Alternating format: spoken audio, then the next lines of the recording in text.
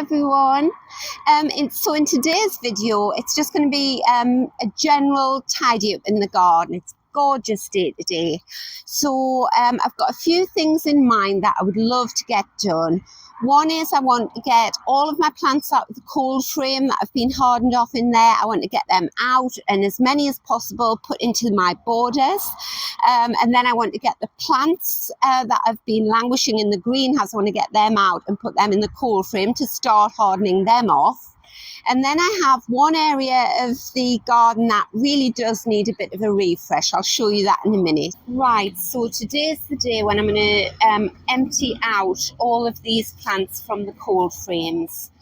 So what I've got in my cold frames now in beginning of April are Amimajus and wallflowers. And I sowed the seeds for both of these plants last autumn. They germinated. I've overwintered them in the greenhouse, and then about a month ago I put them in the cold frame, and I've just been taking them out of the cold frame and planting them around the garden. So that is the size of the ones that went into the cold frame a month ago. I'll show you the difference between the ones that were left in the greenhouse. So these are the ones that were left in their modules longer and left in the greenhouse. Look at the difference in size and colour. And these are lovely and healthy, and I will get successional planting from them. But funny enough, even the ones on the floor are bigger and greener than the ones up on the top here. You know, the difference was that I had so many Amimajus that I potted up into these pots that I ran out of pots. So I've had to wait and empty some of them out to reuse the pots for these little ones. So these ones were left in module trays like that, which is about 1.5 inches tall. That's the difference. But you know, you just have to work with what you have. And unless I had a massive greenhouse and tons of cold frames, there's not much I can do about it. And they're all lovely and healthy. So this is the other cold frame at the back of the greenhouse there. So I'm going to empty this cold frame out, get those Amimajus in the garden, and this cold frame out, get the wallflowers and the Amimajus out and planted. And I'm delighted with how the Amimajus is coming along, the ones that I've planted already in the garden. So this is it here, and already you can see it's really toughened up. That is one there, and these ones I've planted here, there's some down there. These ones will grow up and through and into these rhododendrons here. So I'll have a big show of yellow rhododendron, red rhododendron with Amimajus flowers spilling in amongst it.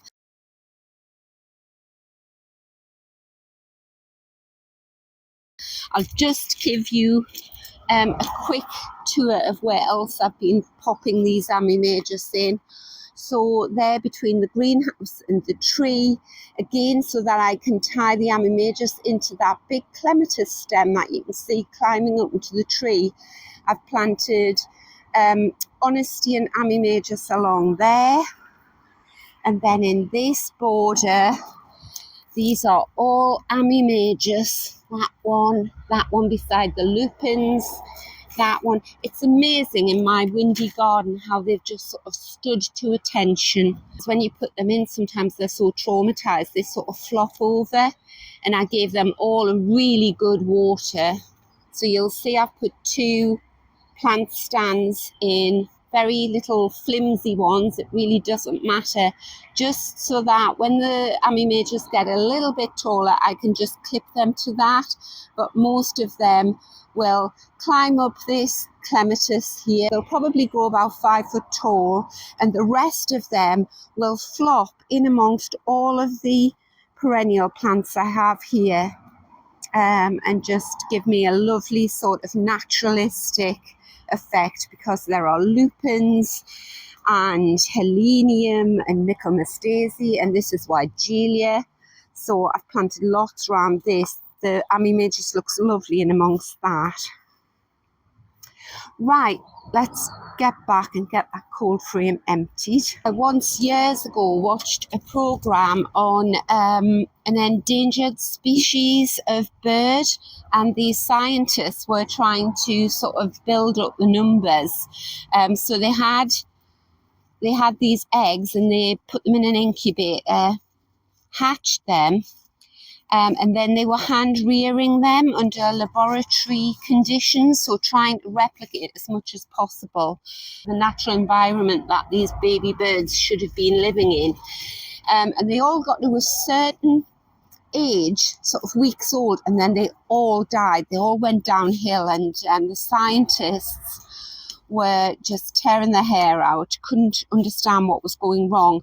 And then they realized that the one thing that was missing was the wind, the outside condition. So then they moved the hatched chicks to an outside area and fed them there, and they had 100% success rate. And I think plants are the same to a certain extent. They will grow quite happily in your greenhouse, but after a while they just stop growing as well and as quickly, and they need to be outside. And if anything proves the difference, these Amimagus do. I mean, the seed was all sown at the same time. It's amazing difference. Actually, take that with me.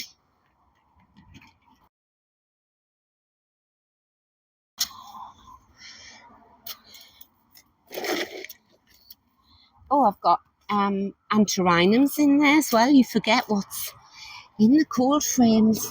And I said on a previous video that once your plants do go into the cold frame, you can sort of relax for a bit because sort of nature takes over. They get rained on, they get some nice fresh air. And the last few, these are Honesty. They are destined for my sister's garden. And a couple of modules here. Right, so I'm going to give the cold frames a clear out, just some leaves blown in there. And they see one cold frame is a lot shadier than the other, but it doesn't seem to be making any difference to the rate the Amimagus are growing. So this is my holding bay for today. So you can see they're getting a nice breeze there, but I'm not worried about these plants because they've been, as I say, living in the cold frame. So they'll have a good strong root ball. And these are the wallflowers.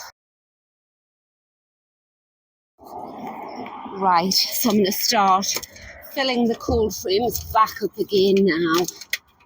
And I'm going to empty all of these little plants out, put them in the cold frame, even the ones that are bigger, that have had the benefit of being planted in bigger modules and left on the floor.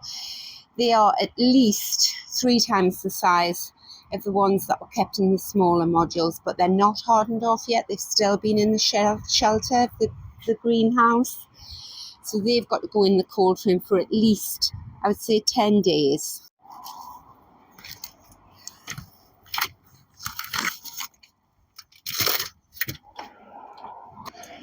I think I've planted far too many Amimagus. I always do.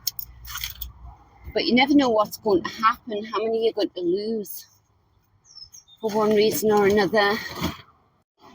And I think if you didn't have cold frames and you didn't have a greenhouse or any windowsill or anything to sow your seed on, I think Amimagus and Honesty, you could just sprinkle it in your borders and then don't disturb the borders, just leave them, and I think it would be fine. That would give you a very naturalistic effect. Right, and I've got room to spread them out a little bit because as they grow they do sort of get a bit tangled, their stems. Put the squirrel guard on. They're fine. They've all been watered. It's exciting to be cleaning the greenhouse out, ready for me to start sowing my my new seeds. I don't know what I'm going to be sowing. Right. Actually, you know what? I'm going to stand these up just on the bottom rather than keep them in this tray, so I don't have to worry about drainage. So if you're new to my garden, a very warm welcome and thank you so much for visiting. And do come back and I'll show you how these little plants have come along. These drip trays are great. I just bought these. They're actually from IKEA and they are boot trays. They go under shoe racks, but they were like £3 each, so they're great. Because sometimes the big purpose-made drip trays for your plants are just so huge, they're a bit unwieldy. And this is the beauty I find of growing plants from seed, because you can just get hundreds rather than, you know, a couple of 6-packs. And my garden is by no means large, but it will accommodate all of these plants. And I give them to my sisters, I give them to friends, my daughters. Well, one daughter, the other daughter has children and is far too busy to be planting plants out. Right, last 2 modules going in, and I don't need to water these because I watered them when they were in the greenhouse. Right, put the squirrel protection on, and then I'm just going to leave these cold frames open to the elements now, and I'll just keep my eye on the weather forecast, and if there is any overnight frost due, I'll drop the lids, but other than that I'll just leave the lids open. Right. Oh, I'm pleased I got that done. Right, so now with all of these little plants that have come out of the cold frames and I'm in my holding bay here, I've got a lot of planting to do today, but I'll get through as much as possible. Anyway, I don't know whether you can tell, but some of them are really dry, and both my water butts are empty already. We haven't had rain here for well over a week. So I'm just going to have to give them tap water. Quite early in the morning still. Give them all the water and then give them a bit of a rest for a couple of hours before I take them out of their modules and plant them into the ground. And then once they are in the ground, I'll give them another good saturation. And then I will keep my eye on them over the next week or two. Because what I find happens in my garden, it's not so much the temperatures, it's the wind that drives plants out in my garden. So that's what I'll be keeping an eye out for on windy days. Are these little plants struggling? Right, we'll just let them sit there and sunbathe for a couple of hours. And if we have a look in the greenhouse now, I can actually get in. There's room. The shelves have emptied, the benches are empty. These are all my succulents here. I like a nice succulent display in the corner. Oh, just spotted something I'd missed. So these are anthuriums. Put them in the cold frame as well. So yeah, I'll give this greenhouse a good tidy out today. So I'll clear the floor space under and on top of the benches, dust all the shelves down. And then I'll show you in another video what seeds I'm going to be sowing in here. So the first area that I'm going to tackle today is this area here. I'll explain in a minute what's happened there, or what I think has happened anyway. We'll just have a quick look and see what's coming up in this area. This plant here is euphorbia, for anyone who doesn't know. That's an ice plant in there. Some lovely primroses. I need to do the edges. That is a geranium in there. Oh, it's like velvet. It's gorgeous. And so is this one. This one is geranium fame. It gets a dark flower on. That's beautiful, that one. Got some London Pride, some variegated London Pride, which I don't have great success with this. I'll show you what my London Pride normally looks like. So this is the patch beside the steps, the side entrance to my garage. So you can see it's nice and lush and green. It's got some campanula growing in amongst it there that I can just pull out. But the variegated one is a bit unpredictable. Doesn't look altogether healthy. Anywho, some nice daffs coming up there. Lovely creamy lemon hyacinth. Beautiful hellebore. And then for anyone who hasn't visited the garden before, this is a tree stump. We had a big field maple taken down last year. So I'm just sort of developing this area. So it was always in deep shade. Now it's going to be in brilliant sunshine. So that's what I'm trying to sort of adapt to. These are gorgeous. What an unusual blue. Gorgeous.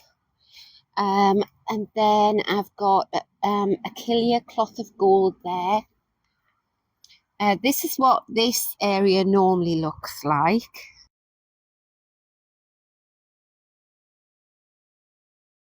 So I know it's quite hard to believe, isn't it, when you see it flat like this, but it does give you the opportunity to get in and see things close up, see what you have, what's looking good. This patch here and this patch here is Shasta Daisy.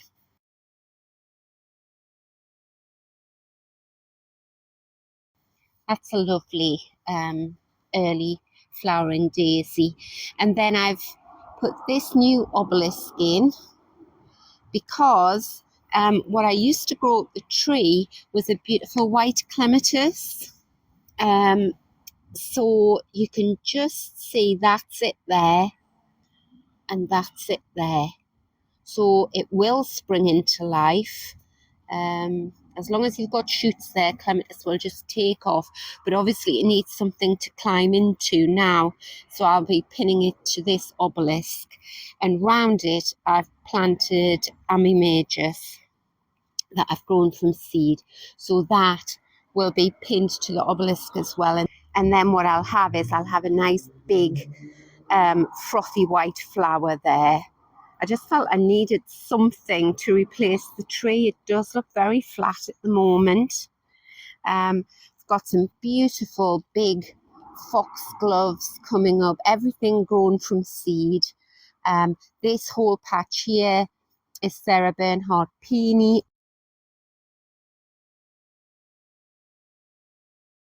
And Helenium. And then you can see I've got another short obelisk there with more Amimagus in amongst it. But what I wanted to show you here was usually in this patch here, it's just a mass of this lovely waxy flowered begonia.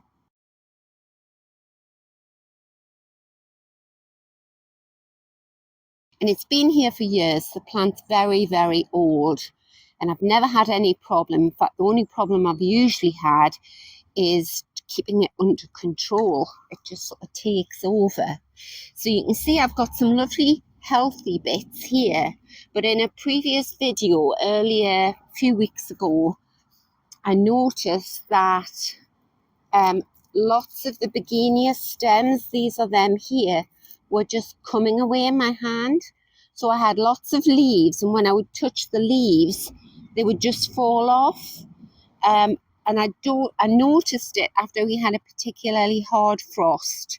So it could be that, or it could be that when we had the tree surgeons in taking the tree down, maybe they've trampled on this area. I don't want to blame them because they did a brilliant job. But anywho, it's not the end of the world, and it gives me an opportunity to refresh this area. So I'm going to leave this begonia and this bit here and all the healthy bits because I think it's just a really pretty early spring flower. But everything in the middle I'm going to take away. These are wallflowers that I planted last year. I'm going to dig them out. There's 3 of them there, yellow wallflower. So I'll dig them out and put them near the front. And then I'll take you into the white garden. I'll show you what I'm going to plant in this area. So this is my little white garden that I'm developing. There is the odd plant in flower in here that isn't white, because this area used to be just a traditional cottage garden, and I sort of dug everything out when I was making it into a white garden, but obviously you miss things, and so I just let them flower and then I dig them up and move them into the other garden. So yes, you can see I've got a purple hellebore in there, but I've also got this big patch of hellebore.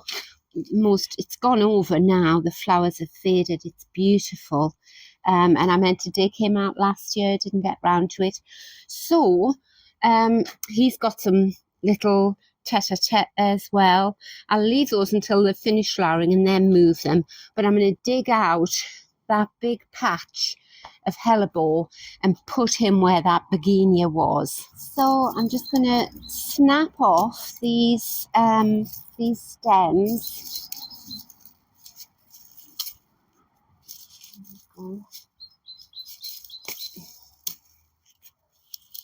It's really tough begonia, you can be quite firm with it.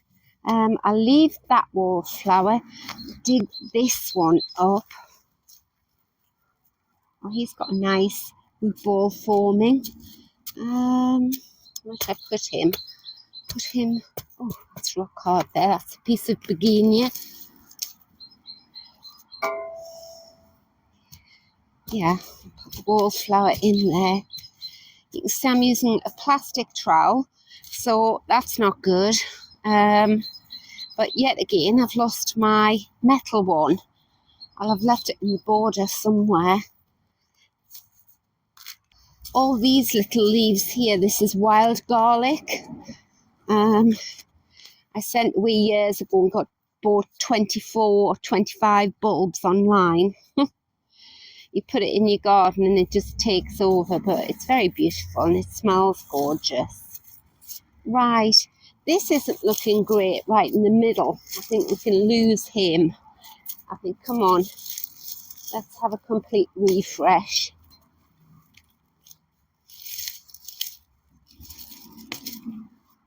Right, so he's come off. You can see he's got roots hanging down there. So I'm just going to snap him. Oh, that's a big lump. Right, because I'm going to have to dig quite a large hole here to accommodate that hellebore. You know, I'm going to keep him to one side until I dig the hole. So these are all the big lumps of root that I've got. And if I was just starting a border off, if I needed to sort of multiply my plants, I would cut them down and bury them all and they would come away again. But I've got loads of begonia, I don't need any more. What the jiggins? A brick. Right, this reminds me, I used to have a brick edging along here. There's another one, look. Goodness me. I think we've found out why those plants died, although saying that, they've grown there for years. Right. Is that another brick? No. I've hit a tree root there. Obviously, this is what I'm going to expect. The tree was massive. It was as big as our house, so its roots will be all over the garden. I'm never going to get through that tree root. It's too thick for me. So I'm just going to dig behind it. I'll sort of dig up into the border. That's it. Right, let's go and get that hellebore out and then we'll see how big its root ball is, how big a hole I need to dig. this frothy, light coloured leaf around it. I think it's called California poppy. It gets a yellow flower. It's really pretty, grows like a weed. This is going to open up a lovely space here. So I don't mind the poppy coming with the hellebore. Wow, that's quite a root ball. And it's a really good time to move and split your plants this time of year, early spring, because they're just dying to grow.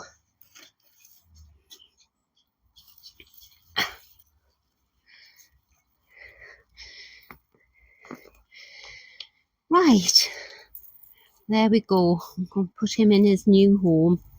Right, let's see. Oh, perfect hole. Right, we'll have you facing into the garden. And crumble the soil around him. That's it. A bit snapped off.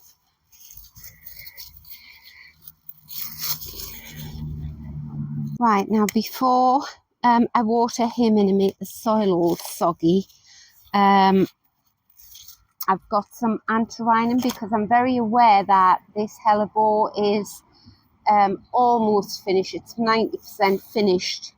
So he'll still have a pretty leaf through the year, but no flower or anything. So I grew these antirrhinum from seed. I think they're either going to be apple blossom or I think it's called White Admiral, pure white. I love antirrhinum. So I'm going to put these in here. Antirrhinum are brilliant. They last for weeks and weeks and weeks throughout the summer. Put him in there. And then I'll give the whole area a whole water. One more here at the front. Nice bushy one.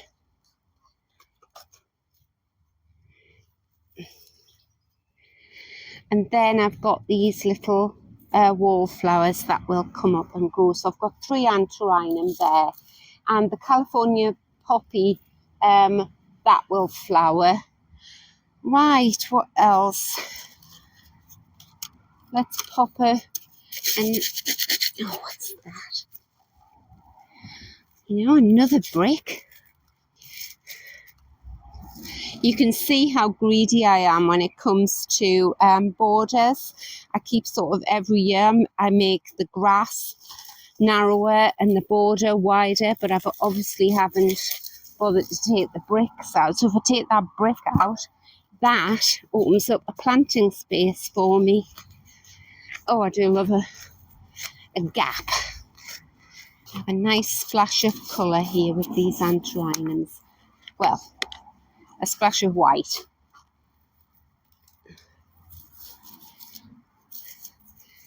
That's it. You've always got to be looking ahead, haven't you? Loosen the bottom up there where that brick's been.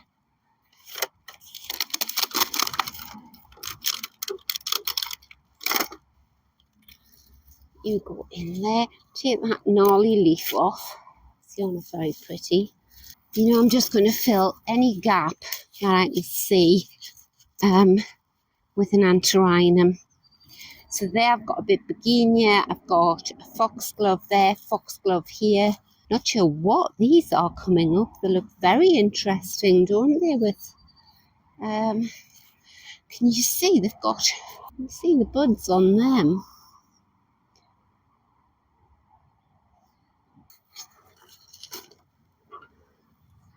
Well, I've got loads more done today than I thought I was going to get done. Snap that leaf off.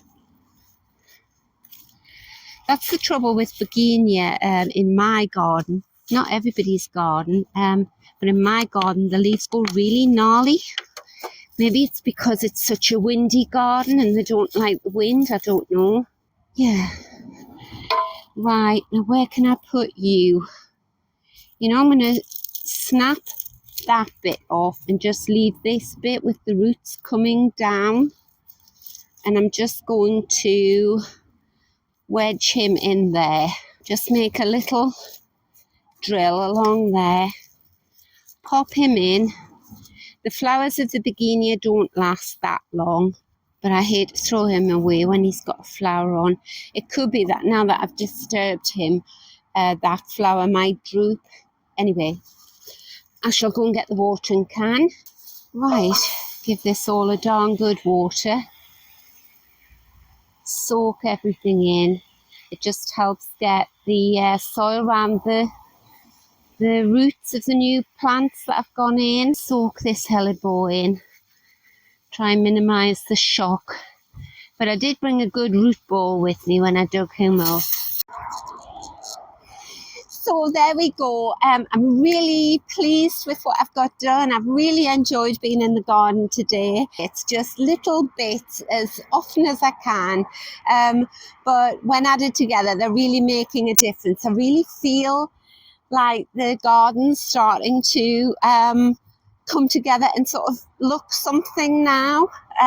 It's been so flat and so sparse for so many months. I do intend to do a full April garden tour soon for any new subscribers. So a very warm welcome, by the way. But just to show you how all the different parts of my garden sort of hang together. But until then, bye-bye and happy gardening.